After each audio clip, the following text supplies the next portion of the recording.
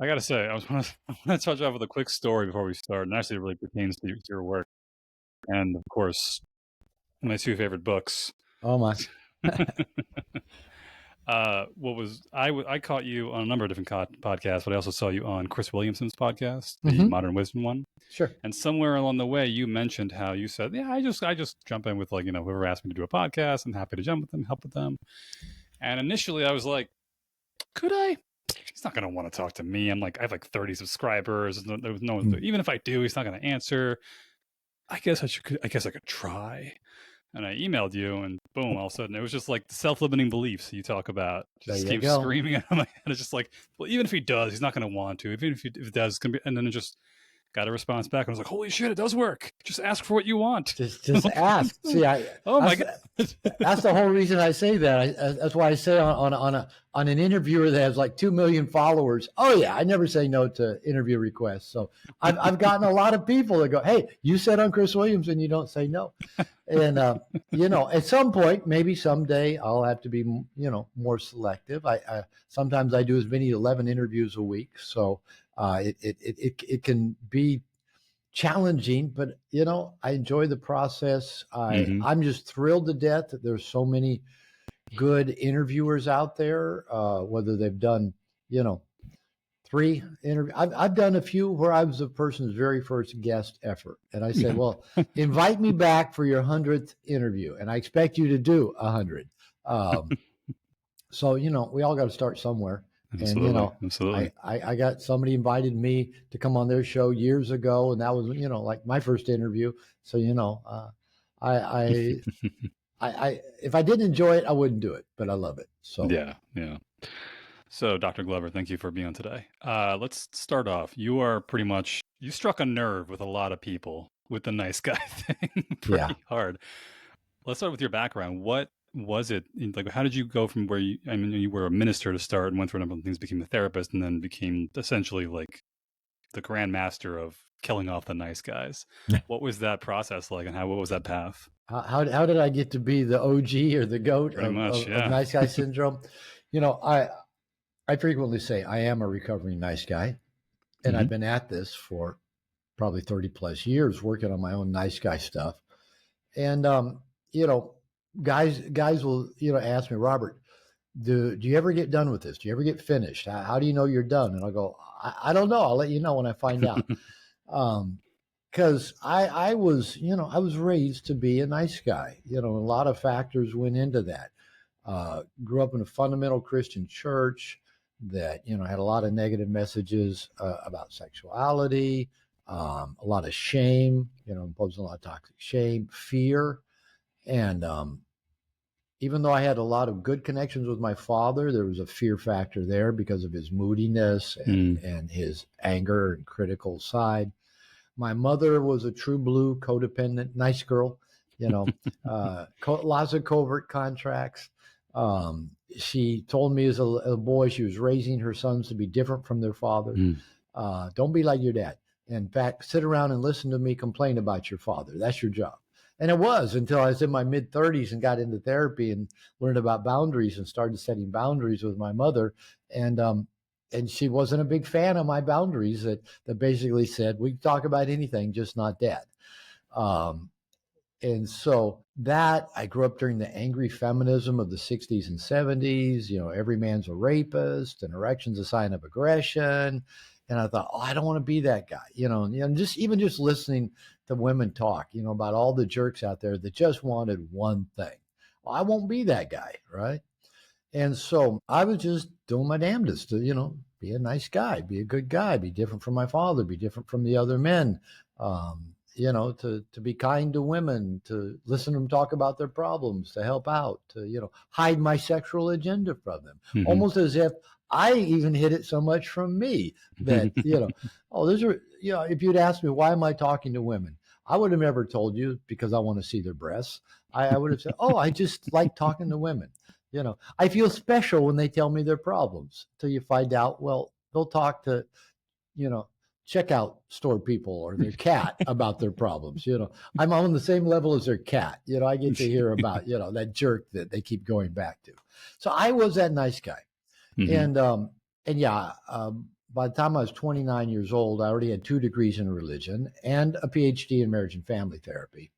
And so I was a minister for about 8 years and then moved over to doing private practice with marriage and family therapy. And about 3 years into my second marriage, my wife confronted me and said, everybody thinks you're such a nice guy, but you're not. I can't trust you. I can't depend on you. You treat me badly. You do nice things for me, and then you're mean to me. She said, I'd rather you be a jerk, because at least I know a jerk's going to treat me bad all the time. And she said, you're nice, and then you're not. And you embarrass me, you put me down, you're passive aggressive, you have victim pukes. And I go, me? You're the one who's unhappy all the time. How come I'm the one that needs therapy? So I went looking, and I found some luckily I landed in good places. It really did start a genuine journey of self-discovery, of therapeutic healing, of just recovery from nice guy syndrome. And as I was working on me and discovering my nice guy paradigm, I thought, if I'm just a good guy, if I treat everybody well, they'll treat me well back. And I started noticing with my clients who would come to me for therapy, especially the men in a relationship, were like, they're just like me. I'm a nice guy. I'm one of the nicest guys you ever meet. I treat her better than her ex. I'm raising her kids. I buy her the Ford Explorer with the leather interior that she wanted. And they go, when's it going to be my turn? And she's always angry. She never wants to have sex anymore. And I go, hey, I can finish your sentences. and then there were the single guys. I didn't make the immediate connection because I was kind of looking at it through the lens of a guy in a relationship. But then there were the single guys saying, I have lots of female friends. Women think I'm great. They tell me their problems. I'm always there for them. But they never want to be my girlfriend. They always say, oh, some lucky woman's going to, have you someday. But they don't want me. That was before the word friend zone. But that's what it was. They were friend zoning themselves by being too nice. So I started my first No More Mr. Nice Guy men's group probably over 30 years ago, started writing just pages to give these guys about what I was learning about me, nice guy syndrome, how we got to be this way, more effective ways to be in the world. And these guys and their wives and girlfriends kept saying, Robert, you should write a book. You should go on Oprah. This could be a bestseller. And for a recovering nice guy saying I should live up to those high, lofty standards of writing a bestseller and going on Oprah, that was almost paralyzing at times. So it did get done. It took me about 3 more years to finally get it published, to find a publisher. A lot of publishers said, Robert, we like your book. It's well written, but our marketing department says men won't buy a self-help book. They were wrong. My royalty checks keep getting bigger every year. And, I can thank, a lot of interviews like this. And, I can thank Amazon and Kindle and audiobooks. And so men are hungry for this information. They're hungry for good information. And so that's kind of how I came to be kind of the guru of nice guy syndrome. I finished writing No More Mr. Nice Guy probably 25 plus years ago. And I'm still, I had a workshop here in my house yesterday, 10 guys here in my office, or last weekend. I'm still doing my own work. I'm still writing, still running an international men's program. I believe in men. That's all I do. I work with men. And I believe that we men have the power to change the world. And I believe that we are. And that excites me. So that's awesome. That's what I'm about. That's how I got to be talking to you today. So essentially, nice guy syndrome is just effectively male codependency under a better name. Well, there's nothing wrong with the name codependent. And men really don't like to hear that. Well, here's the thing. I consciously, 25 years ago, consciously did not use the word codependent in the book. And the primary reason for that it's not that I thought it was a bad word, but at that time, nobody had ever written or spoken of male codependency. The term actually came out of relationship dynamics around addiction, that the partner of the addicts, often alcoholics, drug addicts, was often referred to as co-addict or codependent, dependency, Gotcha. Meaning that their dependency was on the addict. The addict was dependent on the substance.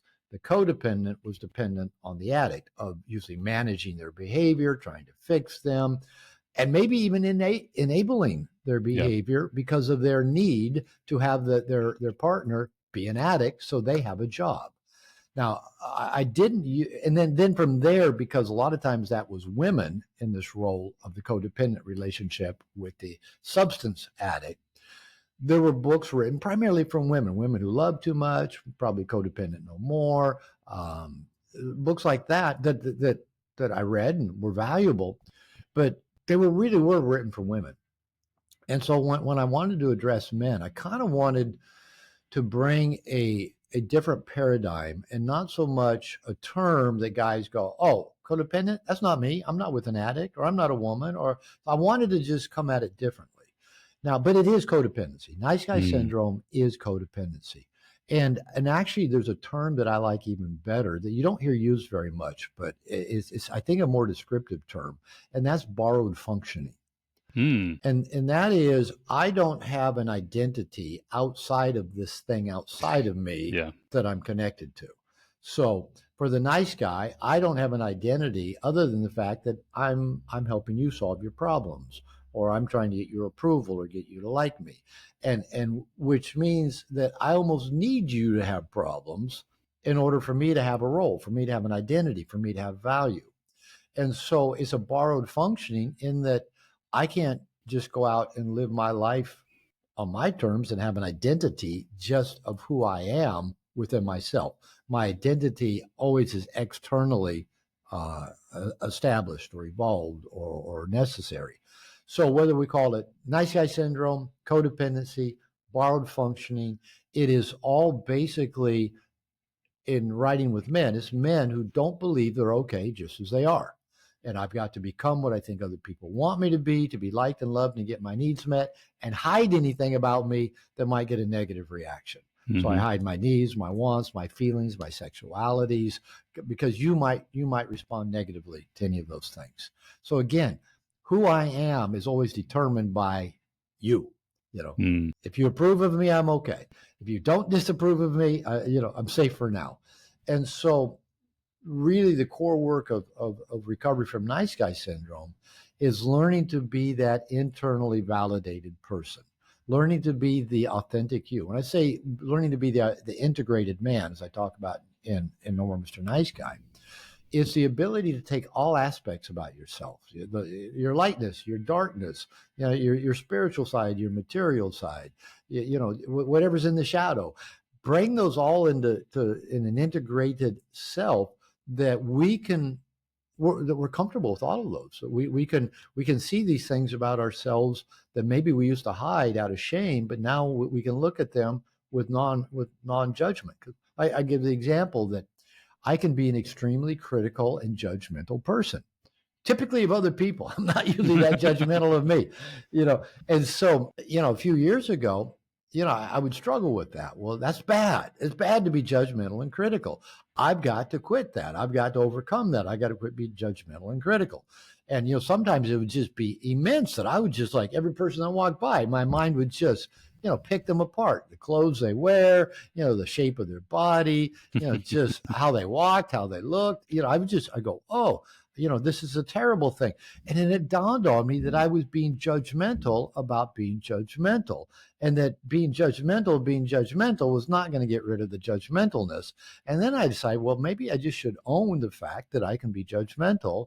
And instead of judging myself for it and trying to get rid of it, I just be the observer of it and notice when I'm being judgmental and critical and ask myself, what's going on?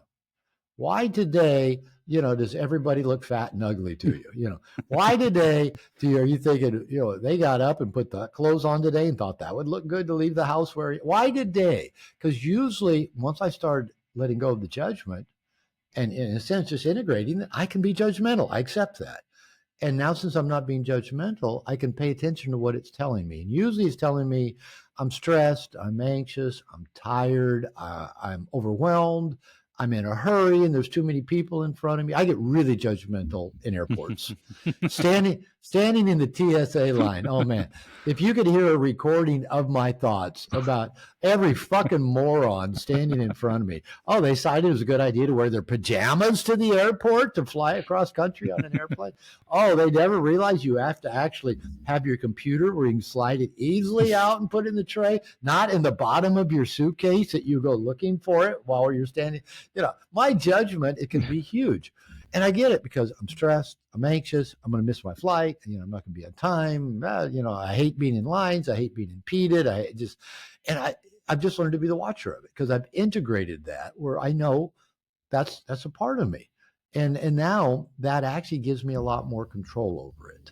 And now those judgments, I can actually smile at them, I can laugh at them, I can tell on myself on interviews, and I can soothe myself and let people wear whatever the fuck they want to wear to the airport. Mm-hmm.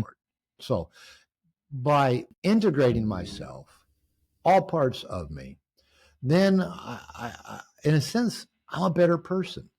I'm not that harsh, critical, angry, judgmental, thinking I'm a nice guy, be it I can snap like that.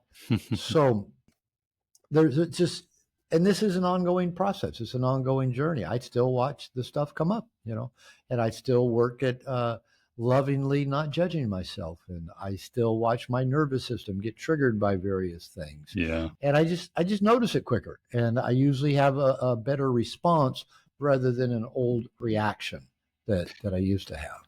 That self-awareness is invaluable. I remember it was 2 years ago when I met my most recent girlfriend. We broke it off recently, but I had a buddy of mine who asked me to go on a bar crawl, and it was like I was in limerence chasing a girl who had no interest in me, and I was like, maybe she's kind of showing me signs, and she had no fucking interest, but she was just trying to be nice and let me down easy, and I was like, well, maybe, and I just kept going. Eventually, he asked me, why don't we go on a bar crawl together, meet some different girls, and I was like, who's gonna like me? I don't really do bar crawls and all this stuff. It was on Halloween. And that day, I remember I woke up. Did you dress up? Yeah, I dressed up as Michael Phelps. So a lot of people tell me I look like him. Oh, I did. Yeah. I had like a USA swimming and like gold medals around my neck and goggles on. And a Speedo, right? It was under my pants, yes. Oh, okay, all right. But I remember that day he asked me, I remember thinking like, well, here's an X, Y, I told him like, I'll have to think about it. And that was me saying like, I got to find a reason why I can't go. Yeah. But I ended up drinking a lot of like caffeine that morning, like a Celsius, because I was just really sluggish. And all of a sudden my mood just went like 180 about myself. Like the morning I woke up, I was like, I feel like I look like crap. Who would ever want to date a guy like me? Why doesn't this girl like me? My life sucks. Drank some caffeine. Is like, I'm the best looking dude ever. Holy crap. This girl can go fuck off. She has no interest in me. I went to him immediately. I said like, I'm going on his bar crawl because I'm going to say no once his caffeine wears off. But the funny thing about the bar crawl was that night I met a girl who was my girlfriend for about 1.5 years. And I remember at the end of the night, it was like 3:00 in the morning. We're all going back to our apartments. We walk into, we're parting ways. I go to the bathroom and I'm washing my hands and I'm looking down, washing my hands. And I look up in the mirror and immediately the first thought that hits me was like, oh my God, you look like a cave troll. You look like crap right now. And I stopped it. And I was like, well, hold on. This girl's been talking with me, laughing at my jokes, smiling at me, interacting with me for the past 4 or 5 hours. I don't believe this internal view of myself right now. I've got proof externally. And you start to realize like, wow, how many times you can just, that criticism, that judgment of externally, or your nervous system getting triggered by certain things can just sabotage your own perception of yourself and then the world around you. And it is so interesting that how easily sometimes that can change, even like with some chemicals. You put some caffeine in you and all of a sudden you felt like, hey, I am Michael Phelps. I remember when I was single in my late 40s and 50s. I got divorced in my late 40s and I'd never really lived alone as an adult. I got married the first time 2 days after I graduated from college. I went from the dormitory to being married. And there wasn't much of a gap between my first and second wife. And so I'm out there in the world as an adult, living alone, kind of just trying to figure out, how do I do this? I'd been married for 25 years to the two women. So I'd always been married, then had kids, family, dog, all that. Now I'm just alone. And I'd get lonely. And I'd see, couples. I lived right next to a park. And I'd look out my window and people walking through the park, holding hands with their kids, their dogs. I go, everybody has love but me. And I go, well, I did used to have love, kind of. And then I would go to this coffee shop near me I could walk there, take my newspaper, take my laptop, take a book to read, whatever. And they had these mocha milkshakes that had coffee, chocolate, ice cream. Yeah, I don't know what all was in them. And I remember I could go into that coffee shop, sit down, and just feel lonely and sad and like, oh, the world is so heavy. Drink one of those milkshakes, and I get done and go, damn, I feel good. I'm happy. And luckily it dawned on me that this is probably why people drink. This is probably why people gamble. This is probably why people look at porn. The chemical reaction makes you feel better. Mm-hmm. And so that was actually a good experience for me. I came up with the term chemical L, that we humans have chemical L. I call it loneliness, because it's meant to drive us to connect with other people. It's an evolutionary survival mechanism. When it dawned on me that just a milkshake with some caffeine and chocolate and fat in it could make that chemical L feel just fine, a few things dawned on me. Well, I understand addiction a lot better and why we do tend to get addicted, but it also made me understand loneliness better. That loneliness was just a temporary state of feeling. It wasn't a reality. It was just, okay, in this moment, I'm feeling disconnected. And that's meant to drive me to connect, not go find a girlfriend, not go get laid, but to actually create genuine connection. Right? That's what most of us men do, is when we feel lonely, we think the answer is a girlfriend. We think the answer is, sex, with porn being the next best option. Or for some people, porn is the best option. But so when it dawned on me that this was just a feeling state, a transient feeling state that could go away just with a milkshake, when I just then would just start sitting with it and just noticing, I feel lonely, I would just sit with it and not try to change it, not go down any kind of rabbit hole, just, I feel lonely. And then usually about 4 or 5 minutes later, I'd notice I'd gone back to doing something and I'd even forgotten that I felt lonely. So again, being this observer of self and just noticing these things, whether it's the self-criticism, the criticism of other, states like loneliness that we want to go medicate away. These are such important tools in any kind of process of living a more conscious life and living the kind of life that we want. Because, if every time I felt lonely, I went and drank one of these mocha milkshakes, I'd be as big as a house. And probably diminish my ability to actually invite someone into my life that wanted to come hang out with me. So being that observer is such a powerful process. Yeah. I noticed you mentioned how when you start to get to the point of observing yourself and really seeing what's going on, you start to learn to stop listening to it so dramatically, knowing it's going to pass. And then when you get to that point, you can start really getting to other people's space. And I know you talked about this a lot, how a lot of men are convinced there's no one out there for me. No, girls don't like me. They don't show me any interest. There's no signs. And you're like, no, there's a ton of signs. Like the way, maybe like popping their chest forward, popping the hip to the side. They're making eye contact. But if you won't see it, or if you see it, those self-limiting beliefs, like she's not looking at me. She's looking at someone behind me. She's not butting her head out of me. It must be somebody over there. It must be something different. And after a while, you realize, like, this might be something. Who knows? It is amazing though how resistant we can be. Because that was me. I've been working with men for well over 30 years, and then after I got single and got halfway good at dating and getting laid, guys started saying, Robert, teach us. What are you doing? I'm not a dating guru. Yeah, but it's working. What do you... And so, I found there's a lot of factors. You already mentioned self-limiting beliefs. I had so many self-limiting beliefs for much of my teenage and adult life that women don't like sex, women who think men who want to have sex with them are bad, women aren't physically attracted to me, I'm not attractive, I don't have the Brad Pitt kind of look, or I'm not, I don't have enough hair, whatever, they're just not attracted to me, which was even kind of ridiculous because I even remember after my second marriage, even having still lingering some of those, attractive women aren't attracted to me. And it dawned on me, my second wife was gorgeous. I mean, everywhere we went, people go, that's your wife? She's gorgeous. Kind of like, how'd you get her? And so these self-limiting beliefs sometimes, every bit of evidence flat out denies the belief we have, but we hold on to the belief anyway. It keeps us safe is a main thing. We've had that belief forever. So whether it's these self-limiting beliefs, fear of looking foolish, fear of getting rejected, fear of, having a drink thrown in our face, fear of getting trapped or smothered even.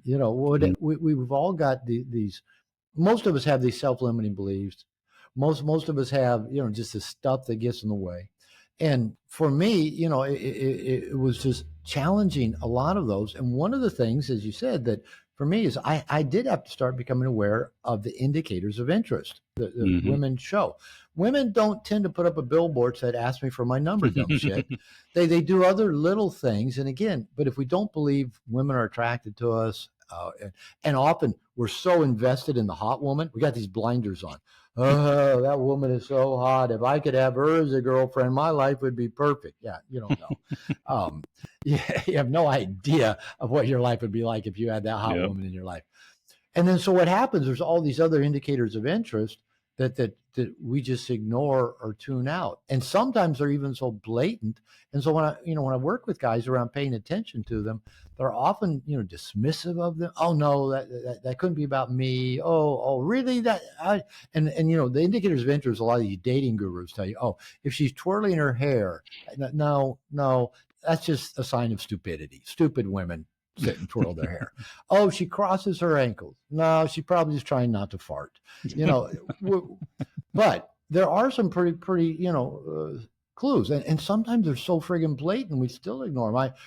Not long after I got divorced, I was taking a Spanish class for adults, and there was a woman in there who, I could tell well enough she kind of liked me, had a crush on me. She talked to me a lot and was flirty, but she would say things like, oh, maybe after class we could go get a drink and work on our Spanish cards together, and maybe like play strip Spanish. That's a pretty blatant, IOI. And one time I actually, I had an extra ticket to a baseball game. So, for whatever reason, took her along. We're at a baseball game. And I'd started dating a woman, but we weren't quite boyfriend, girlfriend status. And we're at this baseball game, and she says, would your girlfriend mind if I fucked you? And I'm, well, we don't really have that established yet in the relationship. But I said, let's go. So, but you know what? There's a part of me in previous times, I would have still not walked through those open doors just because, well, I don't know. Did she really mean that? So it's not often we are our own worst enemies. So, when I see these men, where there's MGTOW, incels, blaming the hypergamous women out there, this, that, and the other thing, I'm thinking, no. It's probably your self-limiting beliefs. It's your insecurities. It's your fears. Even when men get obsessed with a woman's body count, how many men has she slept with? Oh, if she has a high body count, she's not capable of intimacy or connection. And I'm going, all right, tell yourself another story that keeps you from saying yes or walking through an open door.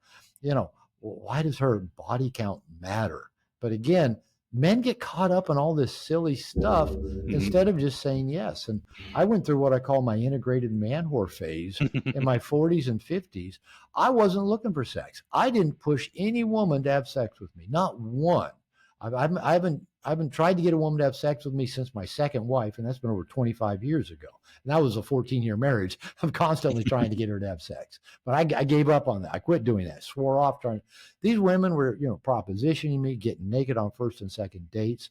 But I'd made a commitment. I would say yes to every sexual opportunity. Were all those women 10s? No. Were they all fun? Yes. Every one of them. Did I enjoy yes, immensely. And, so we get our focus off the 10s, get our focus off, let go of our self-limiting beliefs, start taking risk. Reward is won through risk. Take a chance that maybe she is sending you those signals. Be bold, walk through that door, see what happens, lead, see if she follows. Just a lot of basic stuff that if we get out of our own heads about this and our own old belief systems, some really interesting stuff can happen. Really interesting stuff. Yeah, and I know you mentioned, I believe in your book, The Dating Essentials for Men. What I thought was really funny is how men tend to, I guess they look at female attraction from a man's perspective. Well, of course we do. We're men. We're just going to have to live with that part. All right. Here's a mistake men make. We get a dopamine rise out of seeing a woman's physical form, whatever, how she looks, her body, her shape. But that's fine. That's great. We're meant to be aroused by their feminine form, right? We're meant to objectify them physically. Mother Nature wants that. Here's the guy problem, the guy mistake. We confuse that dopamine hit, that good feeling, that warmness, that feeling in our crotch, our inability to take our eyes off her. We confuse that with the belief that either she's going to be good in bed and or a good girlfriend. Those three things are complete separate categories that have nothing to do with each other. The problem is we confuse and conflate. Feels good to look at her. She must be good in bed. She must going to be a great girlfriend. Yeah. And it's what's funny, I think what the other side of that is the idea of, you mentioned, I think also among workshops you've done and books and some in the book, the idea of just like, well, I can't get any girl to like, all right, well, did you get a haircut? Did you clean your nails, take a shower, wear some decent cologne, dress nicely, polish your shoes, clean your car, for the God's sakes, clean your house, your apartment. I know this is a funny story for me. It was about years ago. I had a girl in high school. I was like 10th grade, I was like 15 years old. I had a huge crush on her. She was like the hottest girl in the school. Approached her, took my shot. She wasn't interested. Friend zone. Unfortunate. We got to be friends. Years later, after college, I think it was, she moved to Florida, came back. She was in town, and I had really worked on myself. I started working out a ton. I got into really good shape. Were dressing much better, much more confident, and she had helped me through a lot of stuff in high school as far as my own insecurities around like things like fashion and dressing properly and whatnot. Sure. And so I was like, hey, you had like, that was like the first starting point of me like taking care of my appearance and then working out and then being confident. Everything just got better from there. You were like a starting point. I want to thank you for that. So I asked her to like go out for a drink just to catch up because she's only in town for like a week or two. And so we got out for drinks.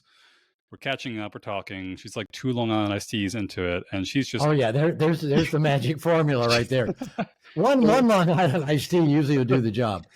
She's fidgety. She can't sit still, kind of parting her hair and all. And she was in town because her cousin got into a car accident. She wanted to see him, and I was like, I had no idea that I had this effect on women because like my perception of myself did not catch up to how I actually look, and it just took a long time to catch up. It takes a while for a lot of us, and so I'm just like, everything okay? You're thinking about your cousin? You want to get out here? You're good? And she just kind of like straight up looks at me and she goes, I'm really horny and you're really hot.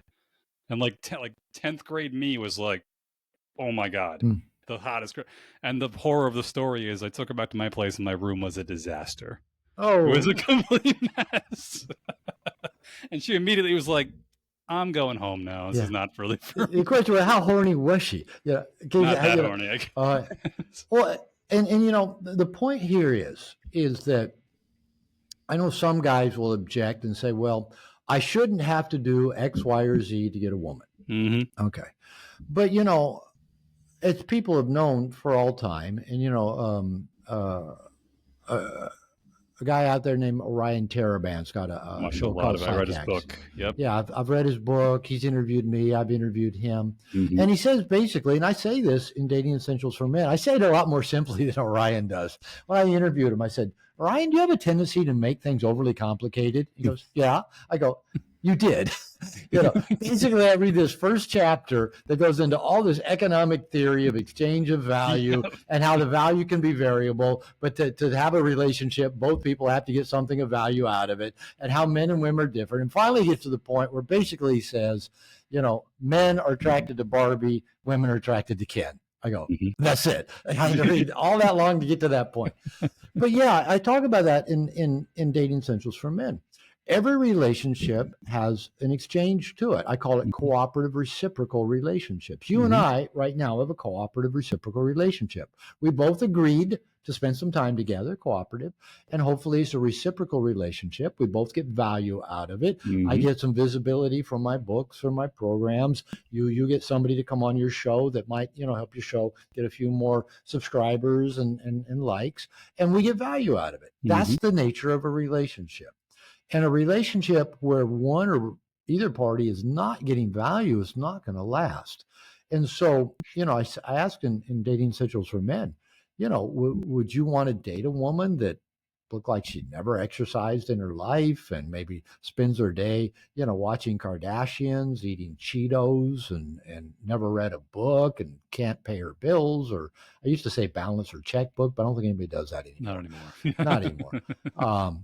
And the guys go, no, I don't want that. And I go, well, okay, you want some woman to bring something to the table, to bring some value. You have to bring something to the table. Now, unfortunately, men buy into a lot of this red pill stuff that, well, you got to be alpha. You got to have the V body, the big jaw, six pack abs, lots of money, fast car. I'm trying to think of somebody that said it was 666.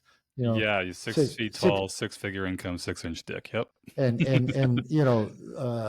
600 horsepower car. Yeah. So no, you don't Mhm. actually. Just like we don't have to go out with a prom queen or the hottest woman to enjoy a woman. We were attracted to a lot of different things.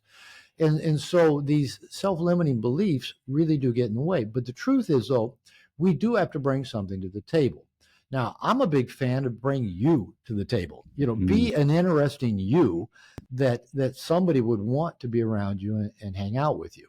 If the you, sits around, plays World of Warcraft till 2 a.m, sleeps in, surfs the internet, spends time social media, liking Instagram models, then jerking off to porn for a couple more hours, then binging on Netflix, then back to World of Warcraft after smoking a joint or two in there, and ordering out from, I don't know what they have in the U.S., Rappi, Uber Eats, or and all of a sudden, I'm red pill, I'm alpha. No, you're not. You're not. But you don't have to be that chiseled, alpha for women to be interested, because I'm not that at all. I'm I'm an easygoing, nice guy. I'm not alpha. I'm not super high achieving. I've never in my life I had 4-pack abs at one time for about 4 hours, long enough for the photo shoot. Then they went to hell in a handbasket. And I've never had the super big income, but when I was comfortable in my own body, comfortable in my own skin, playful, funny with women, engaged, not giving a fuck if they liked me, they found that very attractive, and they still do. I mean, my wife is 22 years younger than me, and she still points out women younger than her that are giving me, the lean, showing me the cleavage shot, jutting a hip, flirting with me, trying to get my attention, standing between me and her, things like that. And it still happens, and I'm not doing anything to try to make it happen. It just happens, mainly just in terms of how I am in my person. But yeah, when I talk to women, if I'm on an airplane or somewhere talking, and we get around to what do I do, and I work with men about relationships, and however deep we go into that, and if I say I teach men to date, or they'll go, all right, will you tell men this? Okay, I know what you're going to say, but yeah. Clean your fingernails, trim your nose and your ear hair, polish your shoes, make sure your clothes fit you well, good repair. Because here's the reason why. It's not that they are so concerned that you look perfect. That's really not what this is about. But if you think about it, there's a couple pieces here. One, evolution wired women to be security-seeking creatures and look to men to be their security system. Yeah, they can go out and make a lot of money. Yeah, they can get their own degrees. They can buy their own cars. The truth is, though, no matter how high achieving women are nowadays, all studies show they still want a man who's equal or higher achieving than them, right? And so, number one, they look to us to be their security system. And if we look like we can't fucking take care of ourselves, well, how do they think we're going to take care of them in any way? And again, this isn't that we have to take care of them. It's more of a presence, just like, it's like, I give the example, if you interact with a woman with confidence, that triggers that thing in her that Mother Nature put there. And I say, if you interact with a woman with confidence, she's going to have the exact same brain chemicals that you would have if she lifted her shirt and showed you her tits. You don't think about, do I like those? No, you're just, oh, I can't believe it. She just did that. When you are confident, when you look like you paid attention to you, she has the exact same feeling you do when you get to see her tits. So that's how powerful that is. Now, here's the other piece of it. If she is going to have sex with you, basically, she is going to submit to you. She's going to open to you. She's going to let you put your body parts inside of her, right? That's sex. And if she looks at you and goes, this guy, he's got ragged fingernails, they're dirty, his clothes look like shit, he hasn't shaved, his, a little mousse at least in the hair, or just shave it more. Whatever it is, if they're looking and going, this guy does not pay attention to detail. This guy is not going to penetrate the world. This guy's not going to penetrate me either, right? Or he's not going to do it well. He's going to do it clumsily, half-assedly, lazily, because if that's what they see you as you walk the planet, they're not going to go, oh, I want that inside me. They're not. And it's not just, again, because they just want the six-pack abs or the money. They want a guy who's conscious enough, pays enough attention to detail, that he's going to be conscious and pay attention to detail with her. And so these pieces add up. And again, it's not like, oh, I've got to have six-pack abs or spend a ton of money on styling her hair or this or that. You just have to look like you paid attention. And like same thing, with your apartment. When I got my own place, I hired a decorator. I rented apartments in, but I could change a little bit of color, but not a lot. But I had rugs, I had lamps, I had furniture, I had artwork, I had Pima cotton 600 thread count sheets. I had a beautiful big oak bed. I had a flat screen television back before very many people had flat screen televisions.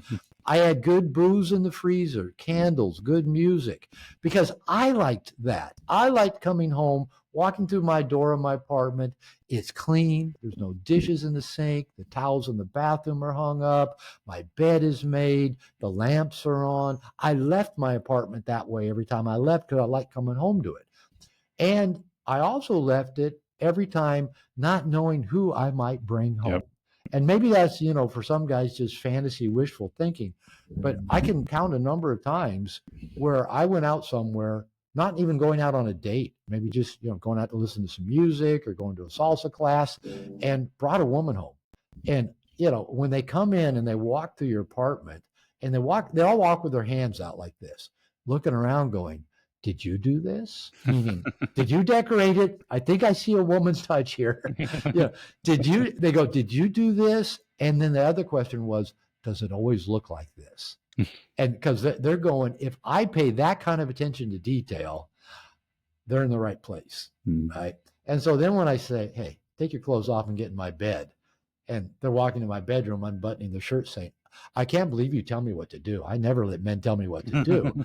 But because I told her to do what she already wanted to do, because she was I'd already penetrated her with my presence and my consciousness and how my space looked. She was already open. She was all ready to be opened even further. But I had to pay attention to those details. And I didn't do it to get women. I did it because I wanted to live that way. It felt good to me. The beneficial side effect was it opened women as well. Yeah. You mentioned about the World of Warcraft thing and like all the stuff. You refer to it as the Nursery, right? Yeah, hanging out in the nursery where everything is pushed to you, everything is easy, and it's where we hang out with women. That there's what's the word you use again for when you had a crush on a woman? I love limerence. Limerence, yeah, limerence. Yeah. I know it wasn't limerick, but I knew it was close. So yeah, where you have crushes on women, you're obsessed with women that don't know you exist. You're looking at Instagram models, you're looking at porn, you're playing video games, you're binging on Netflix, you're surfing the internet, you're looking for likes on social media, you're swiping right on dating apps with women you never even contact, and there's nothing required of you. Yeah. Again, you can drink, you can smoke, you can eat fast food. And still call yourself Red Pill with all that, and because you read Red Pill forums, so that makes you Red Pill, and you think, yeah, it must be because the women are all hypergamous. That's why they don't go for me. No, it's because you're a little boy. You've never grown up. And maybe it's not even your fault. Maybe it's my fault because I've not provided you with the masculine initiation you need to get you out of the nursery, get you out into the world of masculine, where you're internally validated through masterful action, making a difference in the world, making a difference in you. That then is highly attractive to the feminine. The feminine isn't interested in a little boy that, still seeking mommy's approval and can't take a risk. And I'm not trying to be mean or harsh, No, it's truth. but Yeah. it's just so easy nowadays for men just to get caught up in doing nothing and not do anything meaningful. And again, it's mainly because the men in their lives, whether it be their fathers, other men, they've just never been initiated into the challenging world of the masculine. But the beauty of once you get into the masculine world, so trying to please the feminine, like trying to please mommy, trying to please our babysitters when we're little, trying to please female teachers in school, the feminine is a moving target. You throw the dart and maybe you get lucky and you hit it. Oh, you got a smile out of them. Throw the dart, same way next time, you miss it by a mile. Maybe they're even angry at you this time, or they're critical, or the feminine is a moving target. It's the weather. It's everything that's not nailed down. Masculine, you know where the targets are. You know what it takes to get a promotion. You know when you've hit the home run. You know when you've made the basket. You know when you went out and you bought yourself, that new car. You know where those markers are. That's internally validating, and that feels good. Once you've hit those markers and you're internally validating, the feminine of the world looks around and goes, that looks good. That looks interesting. I'd like to be around that. I'd like to get close to that. And again, it's not hypergamy. It's not, there are gold diggers out there. That's our fault. All the sugar babies out there, all the OnlyFans out there, who the fuck's paying for them to do nothing and make big bucks absolutely doing nothing purely because they're genetic celebrities and we're stupid and we mistake that dopamine hit to the brain for that they're good in bed, are going to be good girlfriends. Just having a pretty woman at our side is kind of like, oh yeah, I'll pay good money for that. Yeah, what does that get us? So we got to get out of the nursery. And some guys they can lift themselves out and go, get it. Maybe they get to the gym and start working out. So that's a good place to start. Maybe they even build a click funnel and offer a product and actually follow through on it and carry through, learn from their mistakes and go do it again. That's how we get out of the nursery. Now, just waiting for tomorrow to start our company, or waiting for tomorrow to build the click funnel, or waiting for tomorrow to go to the gym, or waiting tomorrow to quit smoking dope, waiting for tomorrow to quit looking at porn. Tomorrow doesn't come. We just keep doing it. And I'll wait till tomorrow to go talk to women. Wait till. No, we got to get out and do it today. Doing the masculine does. We got to get out and start doing, and it doesn't have to be monumental. Many times I've not felt like going to the gym, but I drive there anyway. I go in, change my clothes, go stretch on a mat and go, okay, I'm good. I'm done. I went to the gym. I got to stretch in, but maybe, I'm here. All right. I'm going to go move some iron around. So we gotta get into the world of doing. Yes. That's where men get their internal validation. Everywhere else, they're like women. They're getting external validation and trying to get, again, the external validation of women. Good luck. I've never succeeded at it for any length of time. We talk about Peter Pan syndrome there with all the boys and whatnot. Yeah. And I know I had this thought, I can't see if I can pull it up, but it was like, you talk a lot about outcome agnosticism. And it's love that term. Yeah. And I remember there's something I had a thought. It was something along the lines of like, what is the outcome that will show me that I'm outcome agnostic? It's like, that's not the point of it in the first place. That's still kind of attached. That's still attached, not realizing like, how do I become outcome agnostic? Like, what's the end goal? It's just like, you're missing the point completely. And learning to, like you mentioned with the gym, like I've had days where I wake up and I'm lying in bed and like, I have no desire to move. But I know if I get up, go for a walk, get some water in me, some sunshine in my face, in 10 minutes, I'm going to be really happy I moved. Yeah. Not wanting to go to the gym, feeling like crap. You go to the gym, 10 minutes in, you're like, I'm so glad I'm here right now. This is great. And just keep pushing past that feeling until you start to become just normalized to doing, making action. And then more and more things start happening in your life and life gets better and better and better. Well, there's an irony to that being outcome agnostic, being equally okay with every possible outcome. Buddha spoke, 3,000 years ago about how attachment to outcome is the cause of all suffering. But he said that's a human condition. And he said that we can actually use our suffering to transmute suffering into joy. And when I talk with guys about being outcome agnostic, they'll actually get angry at me, like I made this thing up, and I'm put like you shouldn't want that pretty girl, or you shouldn't want to make $1 million. And that's not really what I'm talking about. But the truth is, whatever we are attached to, that will make us suffer. Whatever we're emotionally attached to will suffer. Okay, we're going to suffer as human condition. But we can also pay attention to where we're suffering and notice what we're attached to and go, is there any way I could be equally okay with every possible outcome? Mm-hmm. Now, the thing is, guys get this backwards. They think, well, if I'm not attached to a specific outcome, why would I even get out of bed? Why would I go talk to that woman if I wasn't attached? But here's the deal. That's what's called first order change. And this is something you don't hear talked about much, but to me, it's so profound. We're grad school stuff now. This is what I learned in grad school. First order change is where you do A, hoping to get B.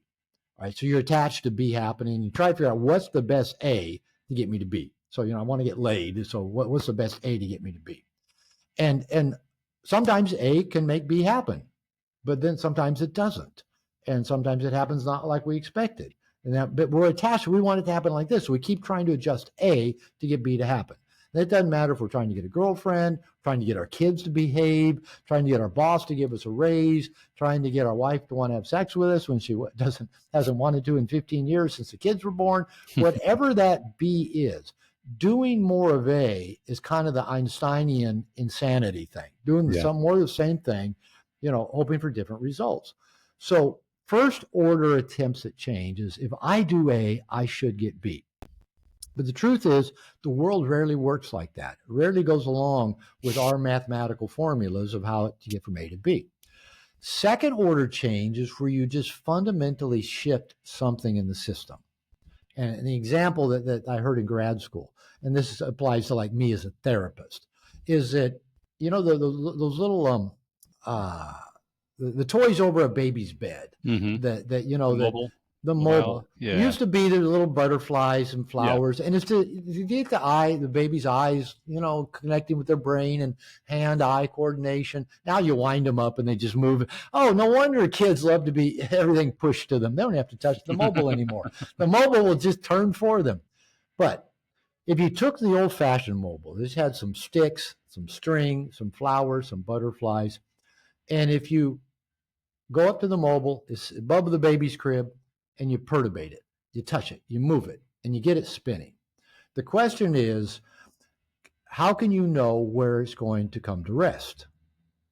And almost everybody, about 1% of people actually figure it out, but about 99% of people, you can't. Or the engineers, well, if you do a mathematic formula.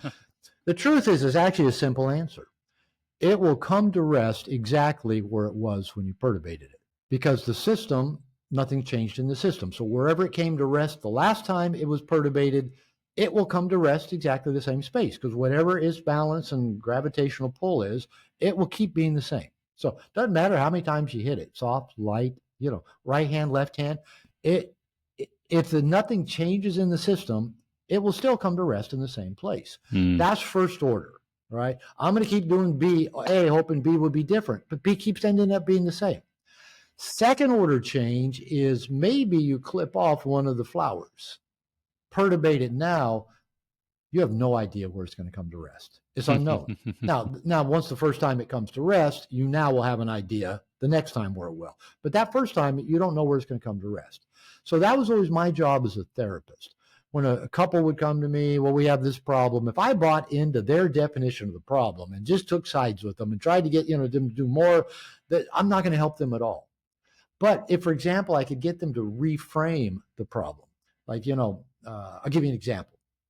I was leading, back when I was married to my second wife, she became a therapist after we got married, and she had a women's groups. And I knew most of the women in the groups because most of their husbands were in my men's groups, or I'd done couples counseling with them. So one time she was out of town, so I was leading her women's group. And this woman was complaining that her husband was so lazy that they were sitting watching TV, and they all had their little TV trays, and they had like a 4-year-old daughter or whatever. And she told her husband, she was bossy, and he was a nice guy. She said, I told him to go get some ketchup for their daughter. So he dutifully goes and gets the ketchup, sets it down on the daughter's tray. And she goes, I was so pissed off at him. I got so mad at him because he's so lazy. He couldn't even put the ketchup on the tray for her. And I just looked at her and I said, could there be other possible explanations? And what? What's in it? I go, could he was trying to empower your daughter and give her choice and freedom over how much ketchup she had and learn to put her own ketchup on her own French fries? You really don't still want to be putting ketchup on her French fries when she's 17, do you? Well, I said, maybe he wasn't being lazy. Maybe he was actually being thoughtful and encouraging the differentiation of your child. I don't think so. I think he's lazy. So she wanted to hang on to that. So here's the deal. Anytime we can work at being equally okay with any possible outcome, does the mobile come to rest here? Does it come to rest here? That actually gives us a lot more room to take action and take risks and do new things, because it doesn't matter where it comes to rest. I'm okay with it. If it comes to rest over here, great. If it comes to rest, that gives me a lot more freedom to act. Now, if I'm just wanting to come to rest in the place I want it to, the only option I have to act is this one repetitive action. And if it doesn't work, I tend to quit doing it at all and don't do anything else. Yeah. So actually non-attachment, being equally okay with every possible outcome, being outcome agnostic, actually frees us up in life to try a lot of things because we're not worried about how they're going to come out. We go, I think this would be cool. I'm going to go give it a try. I think that woman's, attractive. I'm going to go talk to her. You just do it, and you're okay if it goes well, and you're okay if it doesn't go well. Now, if you weren't okay with it not going well, i.e. you're attached to one outcome and one outcome only, odds are you won't go talk just because, what if I don't get the outcome I want? Well, I better not risk it. But if you have no attachment, and maybe you go talk to her and you find out, dumber than a stump. I'm glad I talked to her and found out, I'm glad I didn't go home kicking myself for not talking to her. I'm glad I talked to her. I found out I don't want to hang out with her. So this non-attachment gives us freedom in life to actually live a bigger life, a more spontaneous life, a bolder life, rather than the life that says, well, why do I want to get out of bed today? Well, let's get out of bed today because there's lots of adventures waiting for us and we don't even know what they are yet. Yeah. Something that popped in my head earlier, I forgot to mention, was really funny. We're talking about the signs of like putting yourself together, looking good and whatnot. And I remember one thing that really popped out with a recent girlfriend I had. At some point I asked her, like, what do you find attractive about me? Because I'm still in my head. I'm still thinking a lot of stuff. So it's got to be like big biceps, I'm tall, this and that. And she said, like, you dress well and you have really good posture. It's really sexy. And I remember like all the stuff like I have a 6-pack, nice car, and it's just like, no, just pop your shoulders up and put a nice collared shirt on, and boom, you're right there. And again, I try to help men see that kind of thing, because I've asked women before too, either what they found attractive or they just tell me. And the things they tell me are not the things I think or the things you'd read on the internet or hear from the gurus. Women tell me, say, I like your hands. Okay, they're kind of proportional. That's all I can say about them. Or they say, I like your bald head, and I don't say, I'm not bald, I'm shaved. Or they go, I like your kind eyes, or I like your kissable lips. I like your laugh. And I'm going, well, but what about all the 6s I heard I was supposed to have for you to be interested in me? Now, the truth is, it may not actually be any of those things, but that's okay. Because it goes back to that thing that if this is the thing I've been sharing for a while, and you mentioned, the Chris Williamson interview. Chris, I said this to Chris. Now I've heard him actually repeat it on a few other interviews. Yeah. But the feminine is highly attracted to a man who's comfortable in his own skin. There's that good posture thing, right? You like you, right? Knows where he's going and looks like he's having a good time getting there. That is highly attractive to the feminine. Yeah. There's a gym right basically across the street from my house. There's a park in front of my house, and then just right on the corner of that park is a gym. So a lot of people go walking by, men and women both, either going or coming from the gym. And I tell you what, I'll be in my kitchen and I'll be doing something, and somebody will walk by, and if I notice a guy that, as this woman said, just has good posture, it doesn't even have to be big buff. Just he's got good posture, good frame about him. His shoulders are back, no gut on him. And doesn't even matter what he's wearing. Could be shorts and a tank top, might be nice clothes, but he'll walk by. I'm a guy and I'm straight, and I find that inspiring. Yes. I'm inspired by the guy who looks like, not only does he go to the gym, but he knows what he's doing at the gym because he stands straight, he's got good posture, he's not hunched, he's not slumped, he's not overdeveloped. And, a lot of guys go to the gym and only work on what they can see in the mirror. Yep. But, when a guy is well developed, you see it. And when his clothes fit him well, I look at that and go, I like that. I want to look like that. So it can be as simple as what this woman told you. Hey, I like that your shirt didn't have any wrinkles in it and you stood up straight. Yep. It can be that, because that was enough to tell her he pays attention to enough detail that I can let him penetrate me. Mm-hmm. He'll pay attention to what's important. And again, we men make it way too complicated. We really do. And, again, I can't tell them how many women say, tell them to get rid of the old shitty tennis shoes, clean their shoes up. Why? Because women look at each other's shoes. That's what women look at. They look at each other's shoes. They look at each other's accessories. So, they look at ours. And, women don't know what kind of watch this is. A guy that knows watches will know. But she will notice, that seems to be a nice watch. It doesn't scream expensive, but it's the same one that James Bond was wearing in Casino Royale when the woman on the train says Rolex and he goes, Omega. It's the same watch. And I've only had one woman really compliment me on the watch. Men will. But they noticed the subtle little things about it. And I've gotten laid without the watch too, so it's not essential. What are the major pushbacks you get from guys when you start to do this work? Because they'll come to you saying, like, I can't figure out what it is. No one likes me. And you say, like, well, let's talk about your self-limiting beliefs and, this, that. And then just, where does most of the pushback start to come from? Like, what do you, certain angles? The pushback usually is subtle through inaction.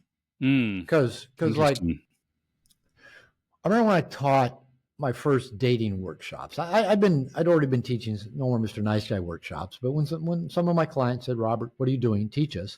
And I thought, okay, I'll codify what I'm doing. And so I can teach it. So I did. I taught it in a weekend workshop. Later it became a class. Later it became that book you held up. Mm-hmm. And I remember teaching a couple of these workshops, and these were a lot of these guys were men that I knew. They were in men's groups with me, or maybe they were local in one way. And I'd get responses from guys and go, Robert, thank you. This stuff works. I got, 6 numbers last night. Or, I was talking to these really great women I wouldn't have talked to before. Or I've got these dates lined up. Or, I'm having a lot of sex. Guys would say it works. And it does. And then I'd connect with other guys and say, well, how you doing, since the workshop? Oh, nothing much. Nothing really. And I go, well, how come?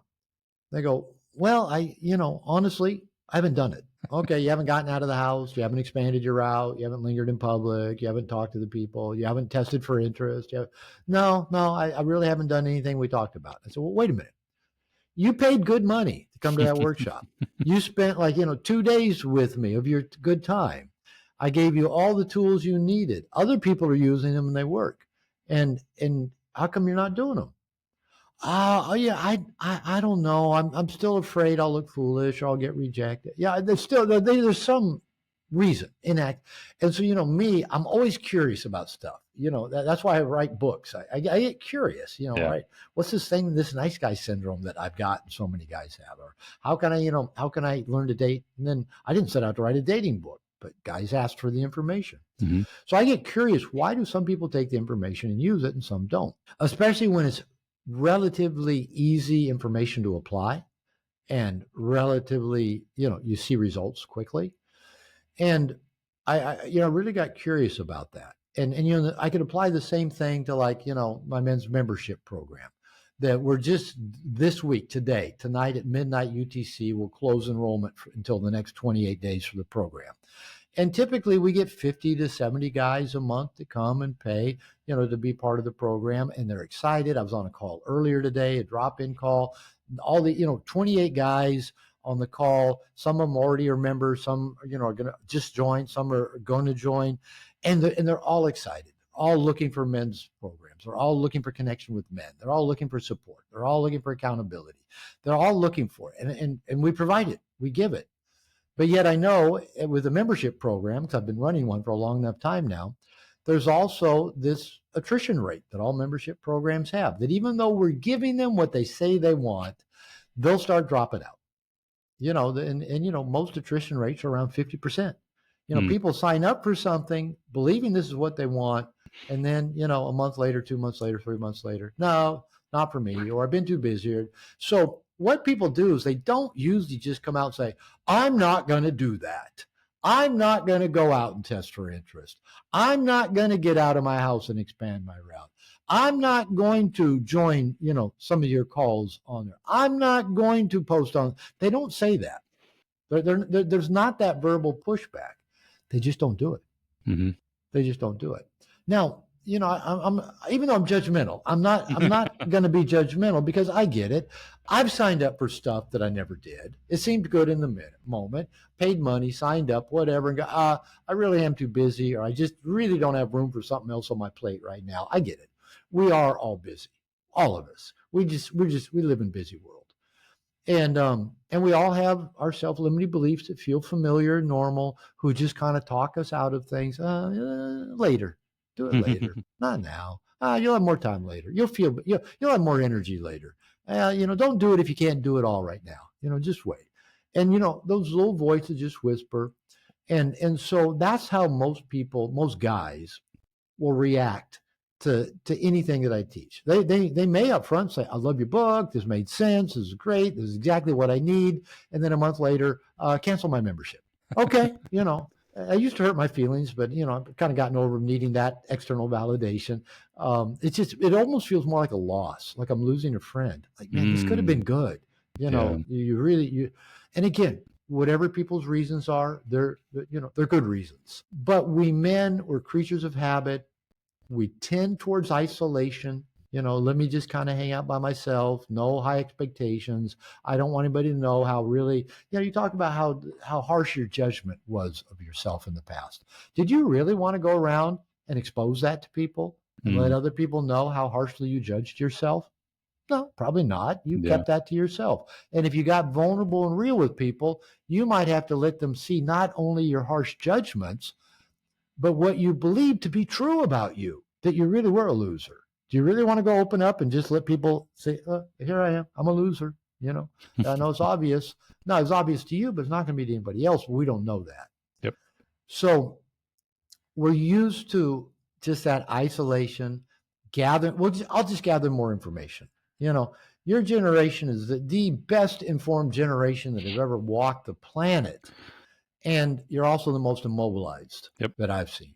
Because there's always more information. Hey, there's more podcasts I can watch. There's more audiobooks I can listen to. There's more online seminars I can take. There's more ways to build a click funnel I can go study. It's just more information because it's easy to gather information. Putting it into practice is challenging. It can be frightening. It involves the unknown. It involves some consistency, some focus, some determination, some hustle. And if we don't know we're capable of that, we'll just gather more information and start it tomorrow. So that's how most guys vote. They vote through their inactivity, not in directly challenging me, going, Dr. Glover, I don't believe what you're teaching is true. I rarely actually hear that. Most guys go, oh, Dr. Glover, how'd you know me so well? You nailed me. I'm going to sue you for invasion of my privacy. So, and it's not that I think I'm right or have all the answers. I just know I've made a lot of mistakes and I've learned what doesn't work. And I try to just teach, what does. And it may not work for everybody.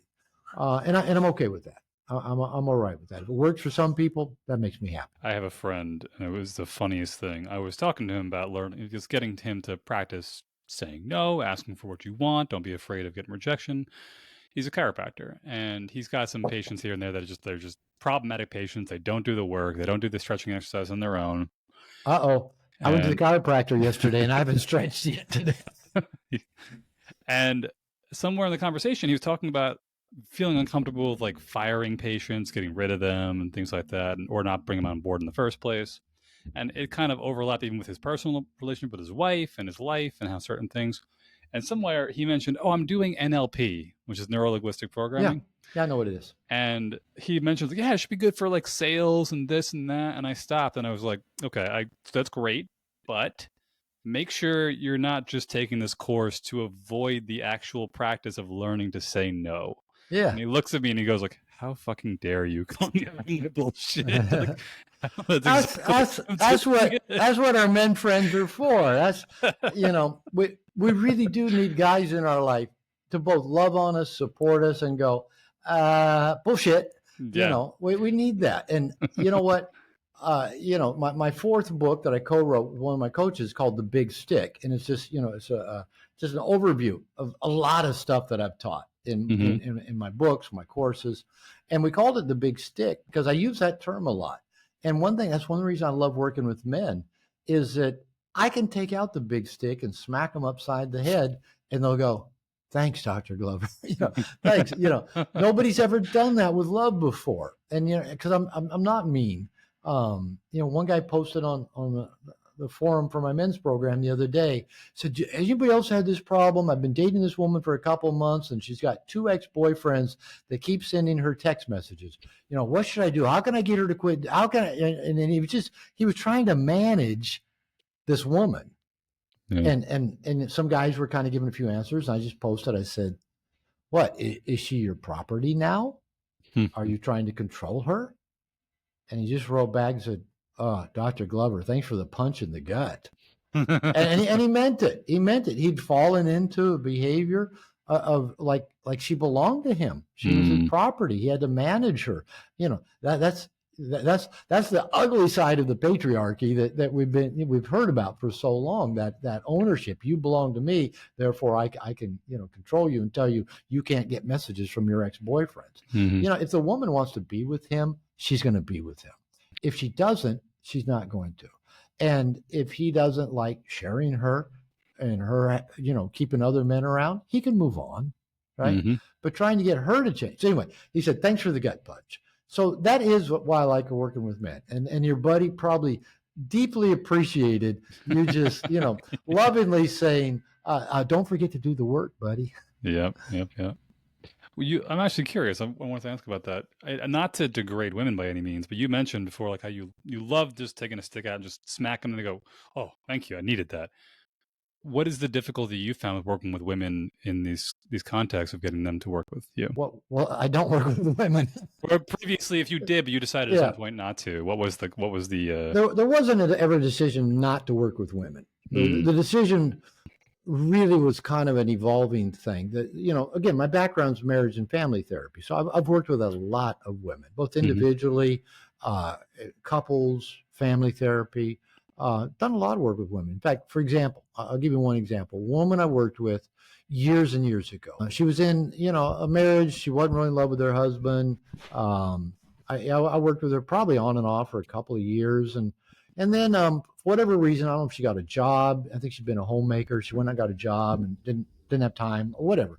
And she quit coming to see me. And then maybe a couple of years later, she got back in touch with me and she said, by the way, I got divorced, and I'm on my own. I'm out working. I'd like to come back and see you again. So I started working with her again. And she came in, and every session she came in, she just wanted to complain about her boss. Her boss was a woman. And she just would complain about her boss. And, this is therapy. So we'd explore, all right, what do your conflicts with her mean? How might you deal with it differently? And this went on for a few weeks. And after a few weeks of this, she goes, "Dr. Glover, do you notice that every time I come in that I complain about my boss?" And I go, "Yeah, you do that a lot. That you always are trying to give me suggestions for what I might do different in those contexts." And I go, "Yeah, that's kind of what my job description is." She said, "Can I just come in and complain about my boss and you not give me any suggestions for how to do it differently?" And yeah, this is where I can get away with saying stuff to a guy that doesn't always fly quite as well. And I go, "You could not pay me enough to sit here and listen to you complain nonstop." And I've known her for a while, right? So I said, "You decide. Do you want to come in here and work on your stuff, or not, because I'm not going to spend any more time listening to you complain. She didn't come back, but I heard from her again a couple years later. I said, Robert, can I book a session with you? She said, I'm in a new relationship with a guy. I have some issues. I need some feedback. You are the only person I know I can trust to tell me the truth. I said, sure, come on back. So even with the woman, that paid off. Now, I'm not saying that women, won't deal with the truth or won't deal with their stuff, but as a marriage therapist, I learned if a couple comes in and they've got their defined problems, and if I start with the woman about her quote contribution to the issues, they almost never came back. And I learned if I started with the guy and started dealing with stuff like, cleaning your fingernails, the more basics, of consciousness and presence and telling the truth and leading in the relationship and things like that. The women would often, look at their husband and go, I like this guy. He understands women. or they like, and then once they knew I'm kind of, holding the guy to the flame and working on his stuff, then they actually start telling on themselves and kind of revealing themselves. And in that context, whenever a couple would come to work with me, I would ask them, what have you guys done up to now? Have you had other therapy, worked with other people? And if they said, well, we've had another therapist or two, I'd always say, what happened? And was it helpful? Did it work? And they, usually, well, it didn't work out. Now, I've asked the couples and I've asked men individually, it said that they'd gone to couples, and I asked, whose decision was it to quit going to therapy? I'm not making this up, and this isn't anything negative to women.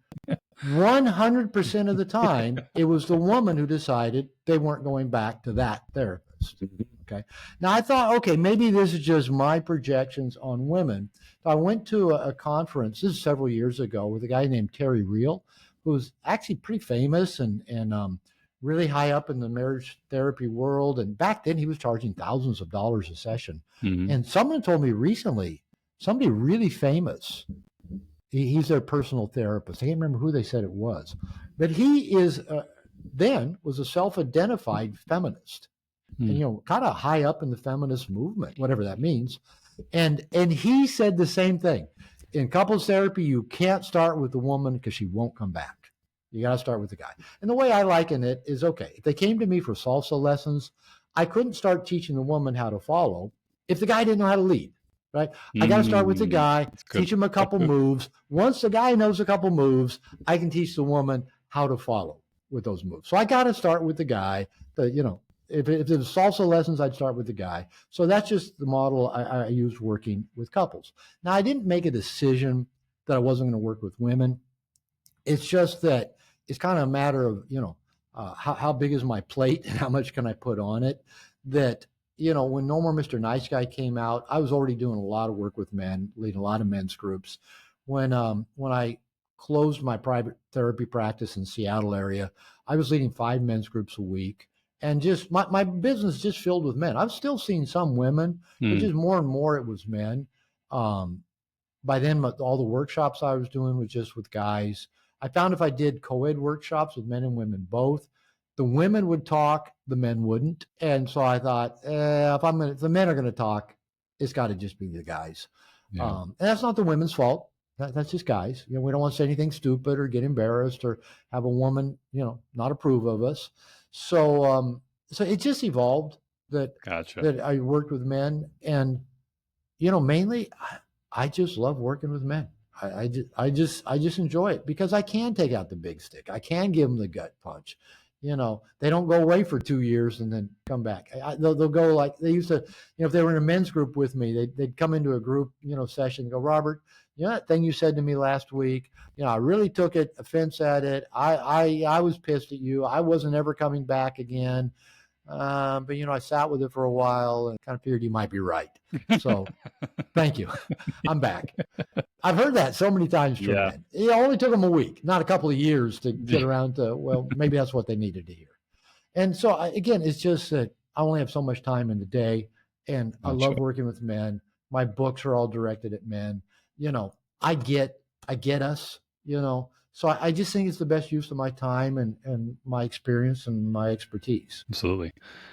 I could ask you a million more questions, but it's been fantastic time with you. Thank you It's so been much. fun. Been fun. Thank you. Your 2 books are, we'll put about more Mr. Nice Guy, and the other one. Well, I got 4 of them. That you got 4 now. You got 2 2 of more I them. missed out on. Where can we find your content? drglover.com. You can find my courses. You can find my workshops, find my podcast, information about the books. integrationnation.net is my men's program. And if you're looking for a connection with other men, there's a lot of good places to get it. Good news. And I think this is a good one too. Awesome. So check it out. Thank you so much for your time today. Appreciate it. That's fun. Invite me back. When you do 100th episode, invite me back. I'll let you know. Thank you. All right.